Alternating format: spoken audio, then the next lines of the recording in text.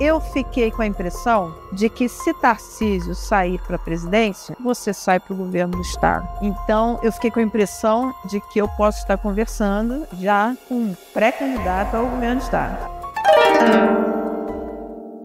Quais são os principais problemas de São Paulo hoje? Me dá 3 em ordens de... Olha, calma, para.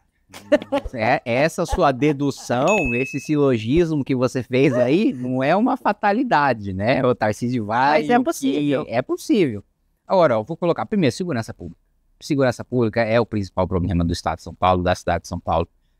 E eu acho que é inegável que a gente precisa ter uma política. Primeiro, existe uma dificuldade muito grande por causa de Brasília, né? Tem 2 projetos que eu aprovei no plenário da Câmara que estão parados no Senado agora. Um é prisão preventiva em caso de crime hediondo, roubo ou filiação à milícia ou facção criminosa. O caso, eu acho que é do Rio até, do sujeito que teve 86 passagens e aí ele foi solto pela 6ª vez, aí ele ficou com a passagem 87 e depois foi solto pela 7ª. Isso é absolutamente inaceitável. Isso não acontece em país sério, né? Você foi pego em flagrante, você vai responder preso, porque já é flagrante, você foi pego cometendo crime. Não tem que ter toda a produção de provas para chegar à conclusão de que você é culpado. Você já está com a sua presunção de inocência mitigada e você vai responder preso preventivamente.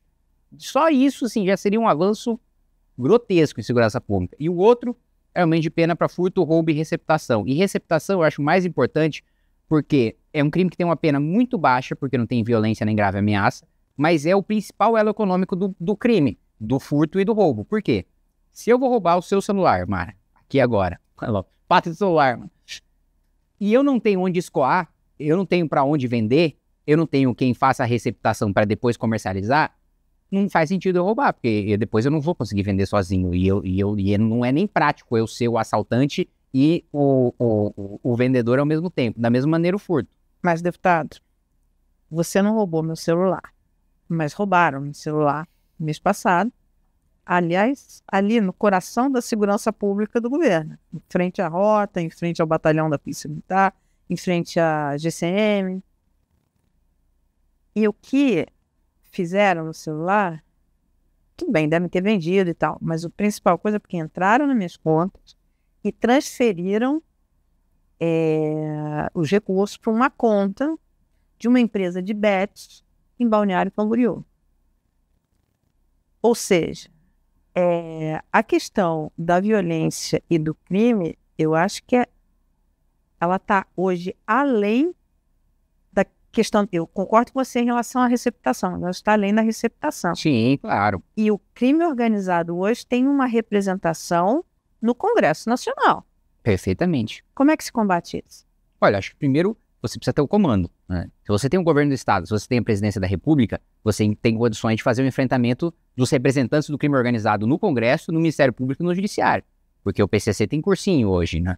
Você faz o cursinho do PCC, passa no concurso de promotor, passa no concurso de juiz, e você é um sujeito financiado pelo PCC, a divisão das gravatas dele, né? Tem a divisão dos jalecos, que são os enfermeiros, técnicos de enfermagem, os médicos que fazem um atendimento, né, para o traficante que é ferido em combate, das gravatas, a nova central que o Ministério Público de São Paulo descobriu, que é das reivindicações, então é das ONGs que promovem as campanhas de melhorias das condições no cárcere, que participaram da formulação do Plano Pena Justa, que tiveram a reunião no Ministério da Justiça, que fizeram documentário na Netflix, né, chamado O Grito, com participação inclusive de ministro do Supremo para fazer propaganda contra juiz, promotor e policial que combate o crime organizado.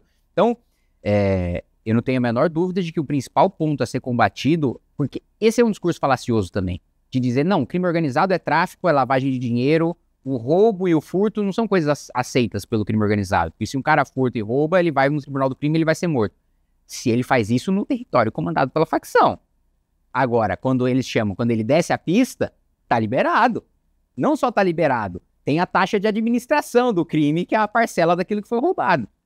Então, que inclusive é a tese macro que a gente defende de declaração de guerra ao crime organizado. E literalmente uma guerra. E a gente sempre precisa reforçar isso, porque políticos brasileiros sempre utilizaram o termo guerra de maneira retórica. Mas o que a gente quer, de fato, tratar criminosos faccionados como inimigos estrangeiros, como se o Paraguai decidisse pegar o seu exército e invadir o território brasileiro. Por quê?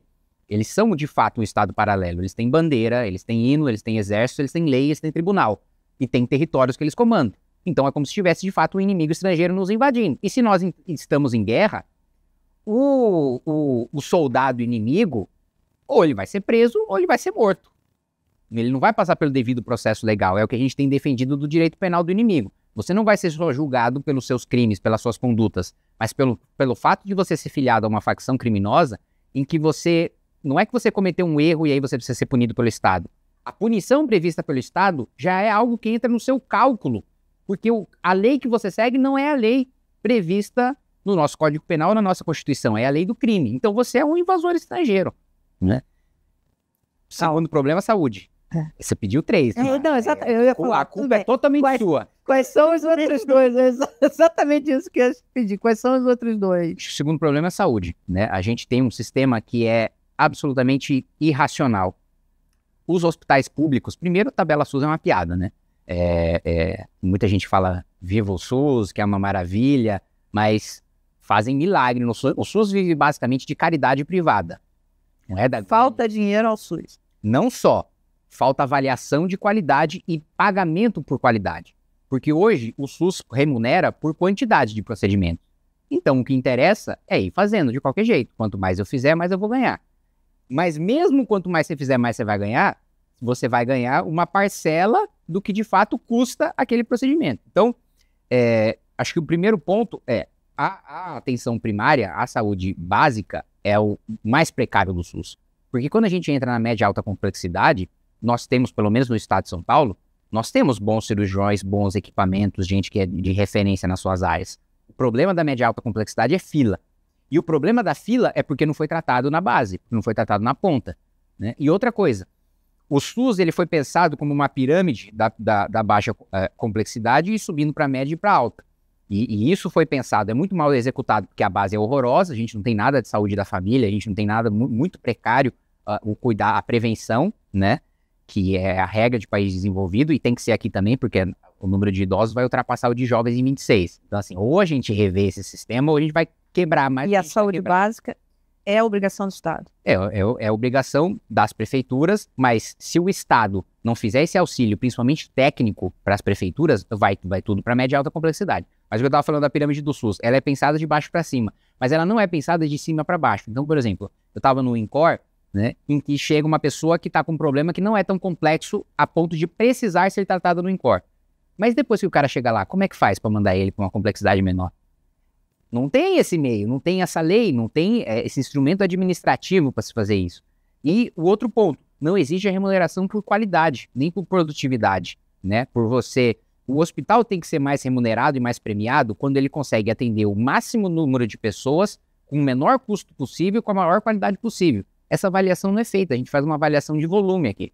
Mesmo com a tabela SUS que foi implementada pelo governo do estado, a tabela paulista, que foi um grande avanço, ainda assim não existe avaliação de qualidade. E outro ponto, que acontece para a saúde, mas acontece para todo o resto. Ninguém é responsabilizado por desastres na saúde ou por maus indicadores. Se eu entro com uma mortalidade infantil de X e eu saio sendo secretário de saúde com uma mortalidade infantil de 4X, eu não perco direito político, eu não pago multa, não acontece nada. A incompetência aqui não é... Aqui, malemar, a corrupção é punida. A incompetência, então, zero. Então, eu não tenho dúvida de que esse é um dos principais problemas. E terceiro problema que eu colocaria é a assistência. A gente nunca teve tanto morador de rua. E tão pouca solução voltada para o morador de rua se reintegrar na sociedade, trabalhar e ter independência E ter moradia? Ter moradia. E aí entra num enfrentamento que poucas pessoas têm coragem de fazer. Por quê? Durante a minha pré-campanha à Prefeitura de São Paulo, por várias vezes eu ia, né, falar com moradores de rua para saber, beleza, tem um abrigo, tem vaga no abrigo, por que você não vai? E aí tinha um ponto, não posso levar o meu carrinho para deixar minhas coisas lá. Aí a prefeitura mudou isso, pode levar o carrinho. Não posso levar meu cachorro. Falando, beleza, no seu lugar também eu mandaria o abrigo se lascar e ficaria com o meu cachorro. Aí alguns abrigos permitiram o cachorro. Aí resolveu as duas queixas legítimas, as duas primeiras queixas legítimas. Aí passou para um terceiro nível que eu falei, agora, gente, não tem o que fazer. Porque eu não posso beber e não posso usar droga. Eu falei, gente, aí você tá querendo demais. Ou a gente defende uma política forte, que é o contrário do que o governo federal está fazendo. O que o governo federal pode fazer para acabar com procedimentos remunerados pelo SUS de internação psiquiátrica e de hospitais psiquiátricos é uma tragédia. O número de ansiosos, depressivos e suicidas só aumenta. E o governo vai no sentido contrário de, em vez de fortalecer o hospital psiquiátrico, dizer que todo hospital psiquiátrico é Barbacena, quando é justamente o contrário. Você vai no Bairral, que é o maior hospital psiquiátrico da América Latina, em Itapira, desde da elite do ator da Globo é tratado lá, porque eles atendem privado, até o cara da Cracolândia. E é um lugar maravilhoso, é um lugar que você moraria. É uma chácara enorme, com quadra, com piscina, com plantações, com banda de música. Não é Barbacena, é o contrário. Mas o governo tem argumentado, não, porque a política antimanicomial tem que ser absoluta, não pode ter hospital psiquiátrico, vai todo mundo pro CAPS, tratamento ambulatorial. Que é a loucura que levou também a mudança na resolução do CNJ, que queria acabar com o hospital psiquiátrico de custódia. Então, o Chico Picadinho pode sair, o maníaco do parque pode sair, o canibal de Brasília que matou a namorada, depois arrancou o coração dela e comeu, ele pode sair. Porque a gente não pode ter hospital psiquiátrico de custódia. Esses maníacos têm que ser tratados no SUS, no tratamento ambulatorial. Eu falei, porra, gente, vocês estão loucos? O que é meio irônico, né? Eu perguntar para quem tá contra o hospital psiquiátrico se eles são loucos, mas não dá pra gente ter esse tratamento. A gente precisa da internação compulsória, a gente precisa ter um endurecimento de internação compulsória. Não dá pro médico psiquiatra que dá um laudo dizendo que o sujeito de fato está descontrolado, que ele já não responde por si, depois ser preso pelo Ministério Público porque está violando direitos humanos. Deputado, eu tô com a impressão que você estudou muitos problemas desse estado e que eu acho que você está só esperando o governador dizer que não vai sair para você sair. Pode ser uma impressão errada, mas você estudou bastante. Mas aí é da minha natureza, né? Eu sempre fui o nerd excluído. Muito obrigada. Obrigado.